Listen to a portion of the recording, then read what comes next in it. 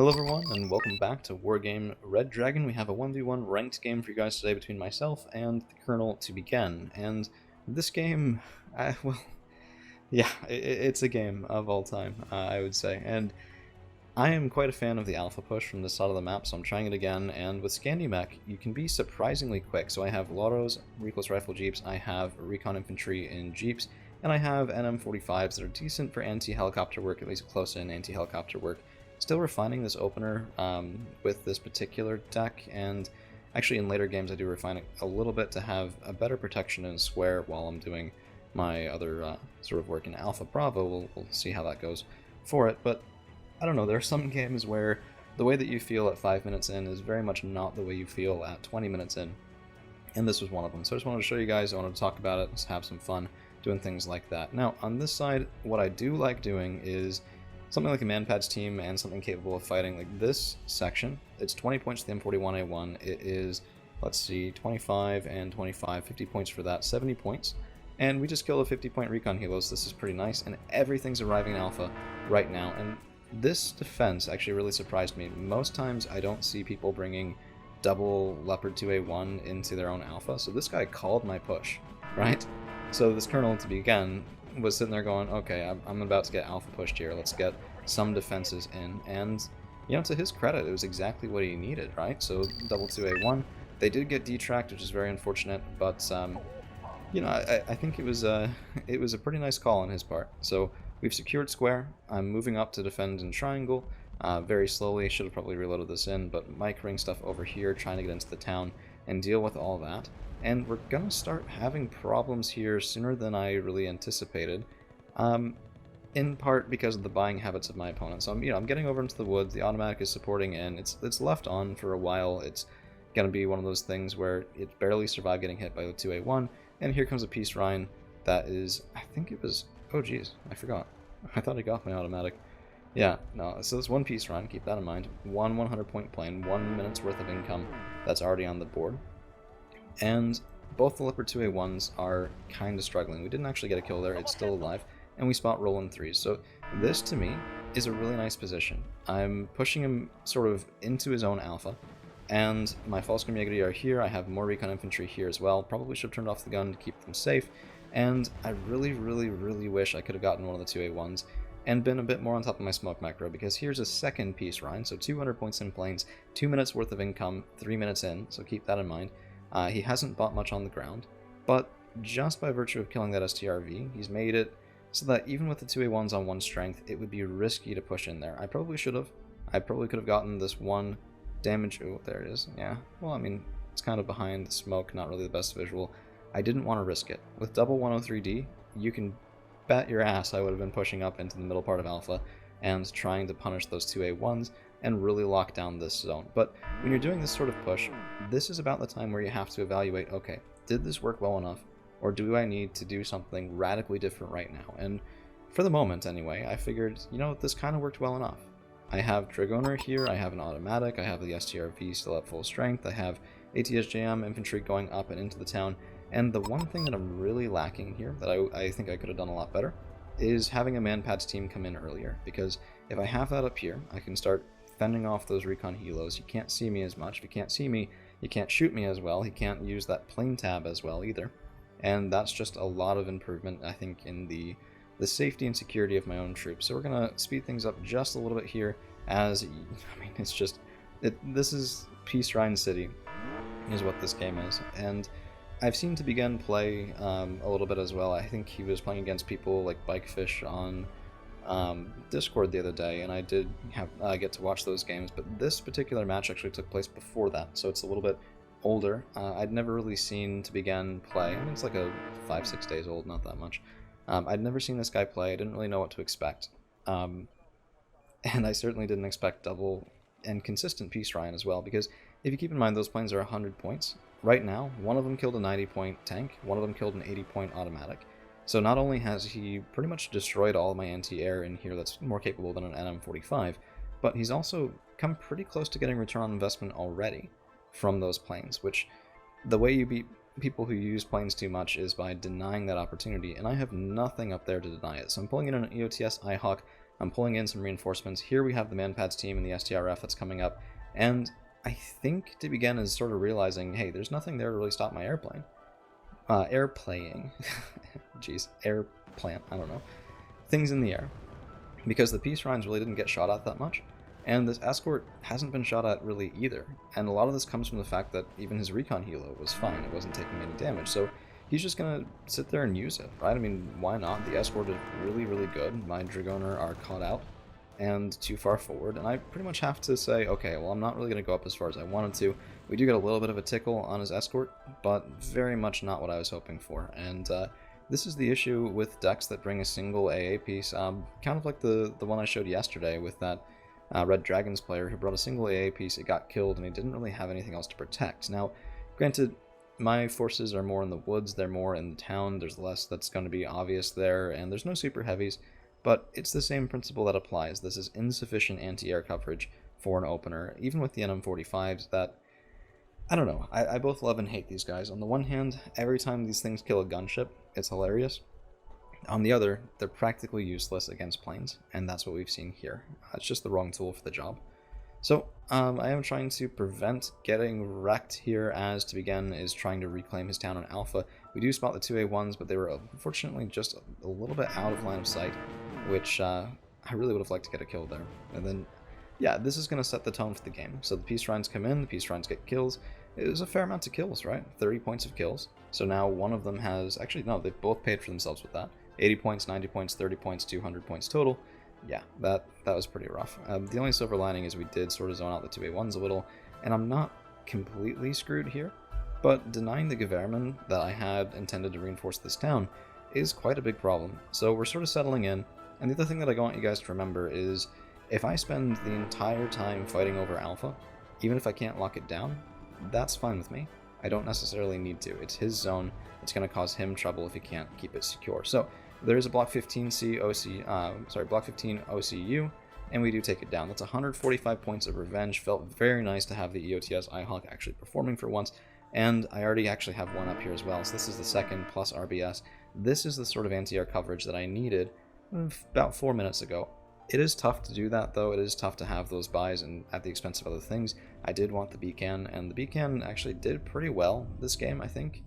I mean, it was one of those where I was sitting here going, okay, if he's going to grind me in these towns, I'm going to target his location in these towns, and we're gonna just work on his infantry all day, and make his Panzergren not effective, make his reinforcements costly, and yeah, I don't know, I think he did a really nice job of zoning me out, identifying I didn't have anti-air, using that tool, and then really, I mean, with both the tanks gone, what do I have to really zone here? Not much at all, right? So this is the second moment where I was thinking to myself, okay, earlier on I was kind of happy with this, now I'm not. Now, I have a loose hold on Fox, I have basically nothing over on the left-hand side, not even recon, Golf is contested, Bravo is mine, and I am taking +1, which is better than I would have necessarily feared to have at this point in the game. But, I don't know, with Alpha on its way to recovery, I've very much often seen people take this, and then, the Redford player has a huge investment into Alpha, they'll shove it down into Bravo, and then Bravo becomes a problem. So this could become a cascade failure if I'm not careful, and really just end up causing me lots of issues. Now, Panzergren 90, Natra, this is pretty scary, not because of the Natra, but because of that Panzerfaust 3, and the Lichte MG3, and there's two groups of Panzergren there, so anything I send up into the open to attack could very well die before it even gets into the town, and I was not in the mood to be wasting points like that, especially at this point in the game. 2A1s healed up completely, really annoying, could have had those points and kills, and I don't know, sometimes not everything goes your way. On the other hand, I can see here very, very well because of the Scout Defender, and this is exactly what I was saying earlier, where my opponent is going to say, okay, you know what? He pushed me out on this side, now he's going to be just sending everything down into Bravo, and that's where he's going to shove. So we're pulling the Dragoner back, we're pulling the Live Garden back, and we're getting ready to defend on this side, which includes, by the way, keeping that beacon firing and making sure nothing gets in cozy and comfortable. So 104G, and this actually, people will do this annoyingly often. They'll send in something cheap and it'll draw fire from these, from anti-air systems that don't have a lot of missiles, and evac them out. And yeah, it can cost you in the long run, but in the short run, it's very much a way to tax your opponent's anti-air and their resupply, because, if that thing comes in, I use 2 missiles on it, Peace Shrine comes in, I hawk with a single missile, yeah, I would not bet that to protect my front. So, granted, I have 2 here, but still a little bit subpar. And then this was actually really pretty scary. Livguard and 85 are not meant for heavy anti-forest work, and this is exactly proof of that. We fired twice, we hurt both the 2A1s, but not by enough. So they can actually re-engage here. Only damaged by 3 points. We have to hit them 3 more times each to get the kill with the Livguard and 85, and that's just not going to happen. So I need a better armor piercing up there. Ooh, jeez, hope you guys didn't hear that horn in the background. Yeah, I don't know. It was certainly rough. Certainly rough. Especially because these guys, I really like the Livguard and 85, but they are very expensive, 25 points. You cannot be throwing these guys away. On the other hand, this is a little bit of an overextend. It was kind of interesting to see. I've never seen somebody do this. So I've seen people push back in, but look at this. Double 2A1, Martyr 1 behind it, and no infantry to screen. And that will eventually cause you trouble, especially when there's Stormer, Livguard, and 85 here. We get both of those tanks, because just we had the volume of fire, finally, right?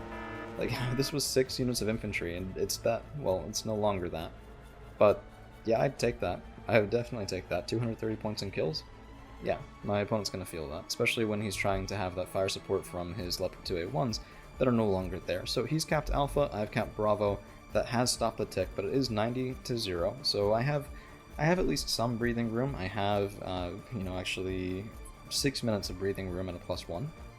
It's not a ton, but it is something, especially when I can get a cap on Fox, which is going there right now with the Strip BB90, and I can get a cap on Golf as well if I was content defending this, which, I don't know, I kind of am, I'm kind of not. I think I need another SCRF and more numbers in here. It's interesting to do because it's often a pre-sighted position, so it's a little bit interesting.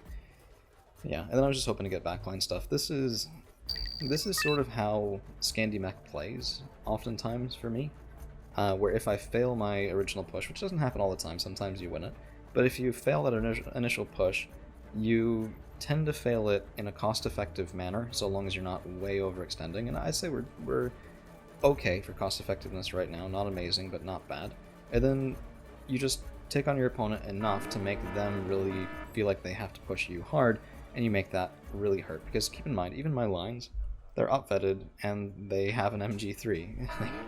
This is no slouch of line infantry. They will rip through things very quickly, but what they won't rip through are Stute Trooping. So we see that, we're going to mortar the heck out of it, and just withdraw back enough where if he comes down, he's going to get caught in this spot that doesn't have any forest, and we're going to get pretty cost-effective trading there. So now, I am just testing his defenses over here, oftentimes with that many buys into Alpha, and I should have done this earlier, by the way.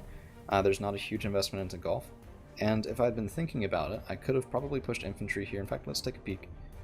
So he has a Milan 2, Stutes, and an FL-12.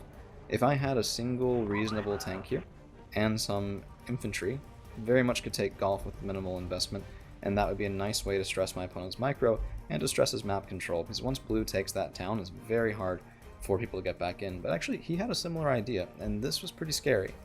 I said earlier I don't think we're trading that poorly. Whenever you see your opponent do a big push when you're not expecting them to have the points, that should make you question whether or not that last statement is true, and this is exactly what was happening here. Leopard 2A1 is 100 points, Martyr 1's carrying probably Panzergren, reasonably expensive. It's not a ton of points, but it's about 2 minutes worth of income, more than I thought he'd really feel comfortable pushing in somewhere. And by the way, always be ready to land your helicopters. That F-104G lost sight, and we do get the kill there basically for free. But I don't really have much to respond to this. I should have had more ATGM teams on this side. I don't. And I was kind of relying on the Fennec TOW 2 to float in and get those kills. Now, what was actually really interesting is I didn't expect this to work out as well as it did for me in the end. We're about to see all this happen, by the way, but the Peace Shrine does get out, unfortunately, and did get a kill on the Fennec TOW 2. And I'm sitting there thinking, do I have anything for this? Do I have anything that can zone that 2A1 and take out the double Rolands? But the Rolands get extended too far or the wrong pathing, and we are getting some fire in on them, and then just watching them retreat. There's not much smoke here, right? Keep in mind, I do have a B-can, and anything where I know its position and can get corrected shot is going to have a hard time.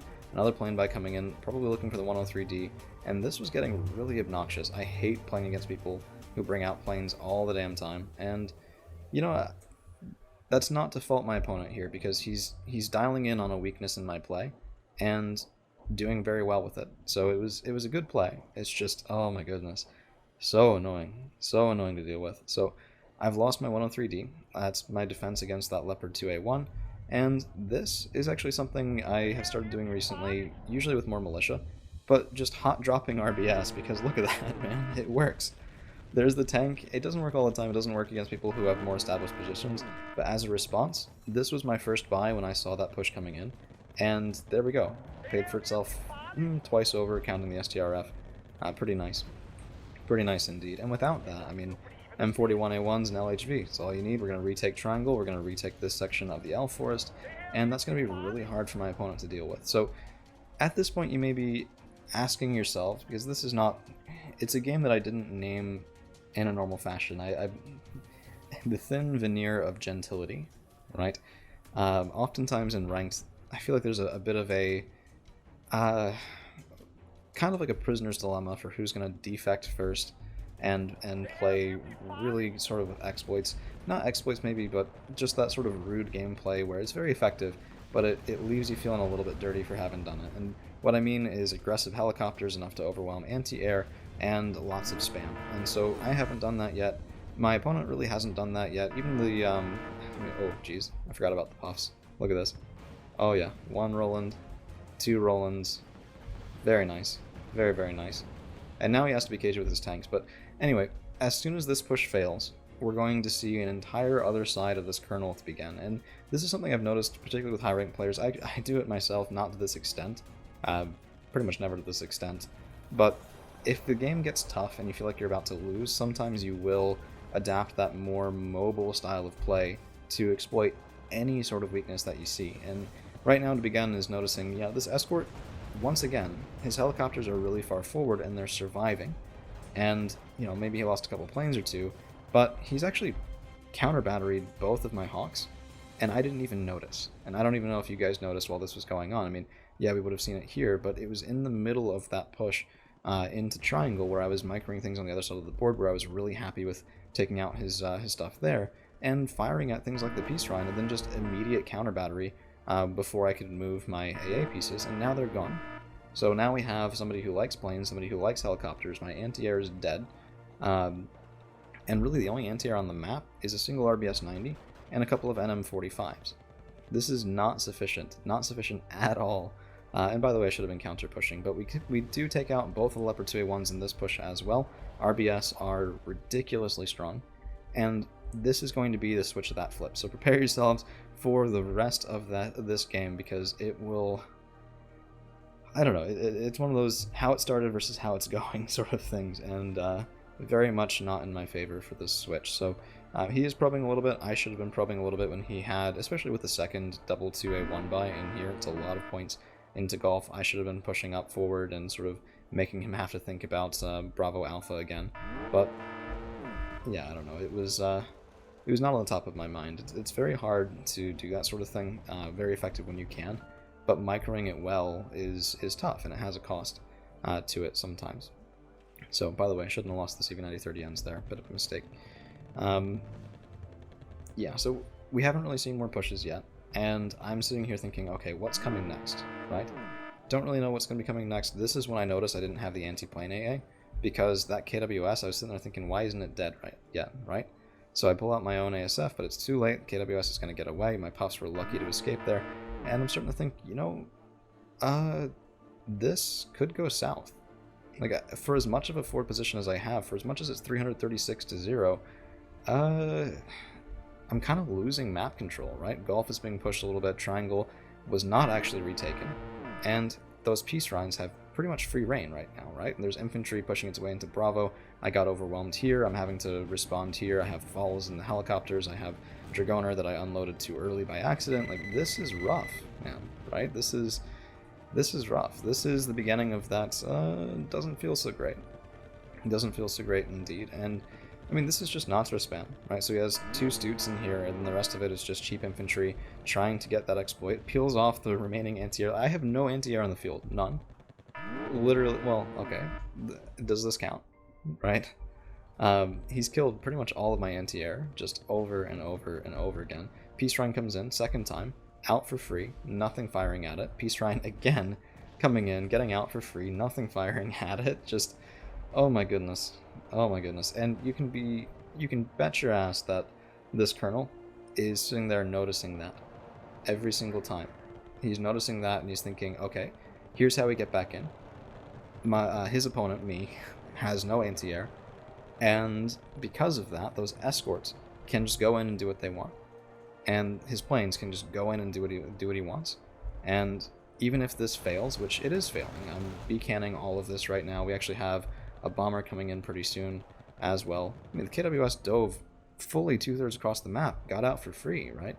And he's looking at all that and thinking, okay, you know what? It's 390, nearly 400 points to 0. This is how he plans to win the game. It's just escorts, 1, 2, here it is. Double Peace Shrine, all this stuff coming in, stunning everything here, trying to take out individual targets there. Actually, I don't really know what he was going for there. Yeah. Not really sure.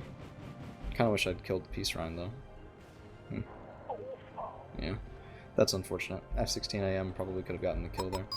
But, yeah, I mean, it's starting. It's a slow start. I was a little bit early on calling it, but, you know, I was thinking about this game, wanted to record it, and that's all you remember from games like this. You remember this moment, when there's 2 escorts barreling down and you realize, oh crap, I have nothing to shoot at them.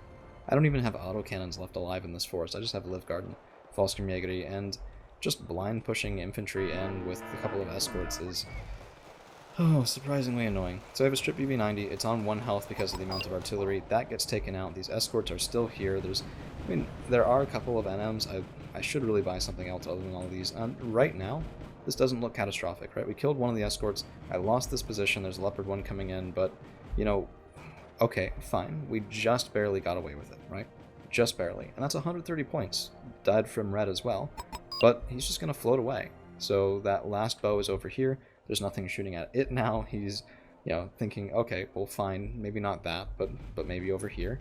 And he's pushing square, and I really have not a lot of ways to deal with that. The Fighting Falcon was just attacks him, by the way. I'd already bought it and called it in on this side. It's what helped retake that section of forest. But, oh man, I really wish I'd seen it coming. It's why I've been focusing on it so much in this. It's like, you always wish that you don't, but yeah, I mean, here it is. 1 escort, doesn't seem like that big of a deal, right? Reflexively buying anti-air for that side, I'm bringing up an automatic, but this escort is already here, and even with wheels, it's going to take me a little bit to get my NM45s in position, and his escort is just going to town. 165 point helo, 1, and all of a sudden, this is going to be a dead strip BV-90, alright? Nothing I can do.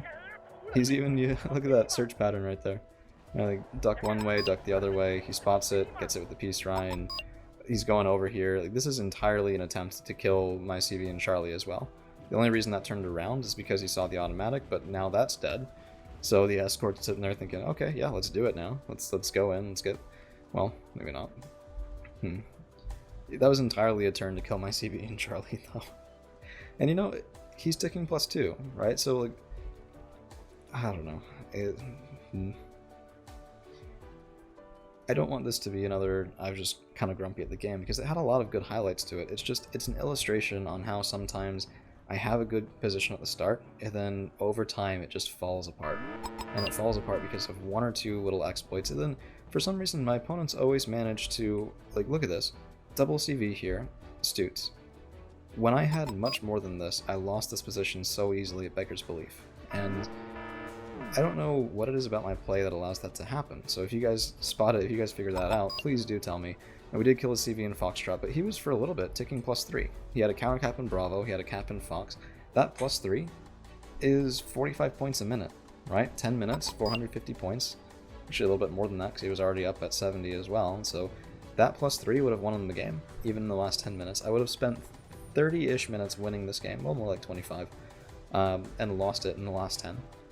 And that is so frustrating. It's so frustrating even to contemplate, too. It's like, oh my goodness. Oh my goodness. And at this point, I'm just sort of desperate to not die, right? So We're going to be playing defensively. We're going to be not pushing anywhere at all, other than maybe clearing the top part of Bravo. And even then, that's going to be mostly artillery, trying to get a nice pick there instead of having to devote resources. I had to buy another strip BV-90, and when you're dealing with this sort of low-density gameplay, even a single buy like that can really be a tough decision to make. Because, okay, I've rebought this. What if he just sends in another helicopter and gets me, right? But I didn't want to give him anything approaching the number of points he needed to win. MLU coming in, we're getting the Verkenning, and then this is why I take an upvet MLU, so that I can get ASFs. The trade is not always the best, but honestly at this point, getting the KWS for 140 points, getting the Leopard Verkenning for 65, and denying a ground presence in Fox, honestly could be worse. It could have been worse, and having that thing upvetted does allow you to get that kill. We do spot another CV buy. The Verkenning was supposed to come in here, and then the YPR to actually nail it down, but neither one of us is really jockeying for position anymore. Neither one of us is taking standard engagements. It's devolved into the sort of, if I snipe your CV first I win sort of gameplay, and that is not something I enjoy. So, I don't know. I mean, I understand why people do it. I understand the temptation of it. I even understand, I mean, we can look at how decently okay it's worked for this guy so far, and I mean, it really could have worked a lot better with a couple of small changes, and even this, like his escorts going in, my Commando Plus, I didn't have the guns turned off, so they are going to be shooting, now they're spotted, now I have to move them. It's like, when an entire side falls apart because of a couple of exploity things like this, it's, even if it's entirely fair play, it's like, just, it feels very rough. So, 104G circling Peace Rhine, I do, unfortunately lose my ability to kill this thing, and, I mean, he was very close to a +3 a couple of different times here, right? Countercap in Bravo, if he gets the cap in Golf, countercap in Foxtrot, if he can get it, it's like, man, I don't know. I don't want to just sigh in frustration at you guys, because, I mean, to begin, he's a good player, and he was very courteous when we were in the in-game chat as well. It's just, I absolutely hate this endgame so much. I've lost to it before, and there's nothing worse than losing to unprotected command vehicles because your enemy has control of the skies. Right? Like, it's such a bad feeling. So I'm determined not to let that happen. NM45 truck engaging with the YPR, which, you know, if nothing else, it'll scare him off, I guess. He's down to 2 strength, I'm still at 4. I actually didn't know that I would even win this fight. I figured I wouldn't because of the 2 front armor there. But we get him, I think we would have gotten the kill with just that alone, and the Fennec 20 mil comes up, and this is, yeah, that's dead. But, I mean, look at this. Escorts, other helicopters, these guys are carrying BGS. Who takes BGS in the 20.10 strength helos other than as a cheap meat shield for your own helicopters? It's like, what is the minimum number of points I can spend to get the maximum amount of helicopter strength in the air? That's all that buy is, because I mean, you never need BGS in that sort of helicopter for actual tactical use. It's not necessary. So we do take him out. I've been buying a lot of AA here and just trying to get those nice helicopter kills when I can. And we're going to go in for a little bit of revenge to wind this game out. In the last couple of seconds here, Fennec 2, Leopard 1, surprisingly tricky line of sight, but seeing that was incoming, seeing those helicopters die, that is going to be game. And it was closer kills losses than I even would have wanted, in part because of losing a couple of command vehicles to that play in the end game. So well, I hope you guys enjoyed that. I enjoyed the first half, and then the second half I just kind of wanted to throw things, metaphorically of course. So if you do, please don't hesitate to leave a like, share, subscribe, all that YouTuber nonsense, and we'll see you guys again real soon.